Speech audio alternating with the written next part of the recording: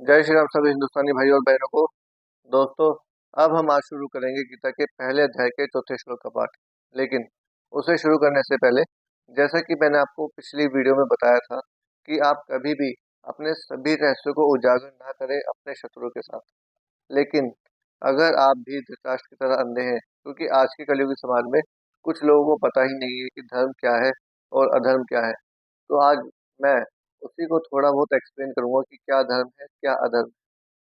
तो एग्जाम्पल के तौर पर, अगर आपने कभी किसी से पैसा लिया है और अगर आप उसे समय पर पैसा वापस कर देते हैं, तो ये एक धर्म है।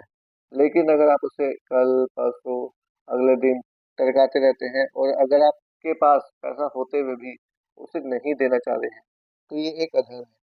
क्योंकि देखिए, कभी भी किसी को इतना मजबूर ना करे कि वो हमारा प्रतिकार करने के लिए मजबूर हो जाए, जैसा कि कौरवों ने पांडवों के साथ ही किया। उन्होंने उनका अधिकार देने से तो मना किया ही, लेकिन जो थोड़ा बहुत वो मांग रहे थे उन्होंने वो भी देने से मना कर दिया। जिसके बाद निश्चित ही महाभारत युद्ध हुआ और जिसमें कौरवों की मृत्यु हो गई और सभी पांडवों की विजय हुई। तो इसीलिए मैं आपसे कहना चाहता हूँ कि कभी भी आप किसी को इतना मजबूर ना करें कि वो आपका प्रतिकार करने के लिए मजबूर हो जाए। और भले ही आप कितने ही बड़े क्यों ना हो गलत करते हुए भी, जैसे कि वह रामायण में हमने देखा था कि कुंभकर्ण कद में कितना ही बड़ा था, फिर भी उसका प्रतिकार हुआ, उसे मरना ही पड़ा। क्योंकि हमेशा सच की ही जीत होती है। कभी भी अगर कोई गलत कर रहा है, वो चाहे कितना ही बड़ा इंसान क्यों ना हो, उसका एक ना एक दिन अंत जरूर होगा ही होगा। तो इसीलिए आप कभी भी किसी के साथ इतना गलत काम ना करें कि वो आपके साथ कुछ गलत करने के लिए मजबूर हो जाए।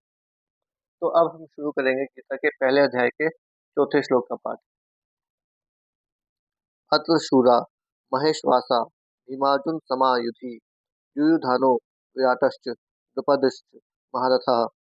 इस सेना में भीम तथा अर्जुन के समान युद्ध करने वाले अनेक वीर धनुर्धर हैं, यथा महारथी युयुधान, विराट तथा द्रुपद। अब हम इसका भावार्थ समझेंगे। यद्यपि युद्ध कला में द्रोणाचार्य की महान शक्ति के समक्ष धृष्टद्युम्न महत्वपूर्ण बाधक नहीं था, किंतु ऐसे अनेक योद्धा थे जिनसे भय था। दुर्योधन इन्हें विजय पथ में अत्यंत बाधक बताता है, क्योंकि इनमें से प्रत्येक योद्धा भीम तथा अर्जुन के समान दुर्जय है। दुर्जय मतलब जिसे हराया ना जा सके, तथा उसे भीम तथा अर्जुन के बल का ज्ञान था। इसीलिए वह अन्यों की तुलना इन दोनों से करता है।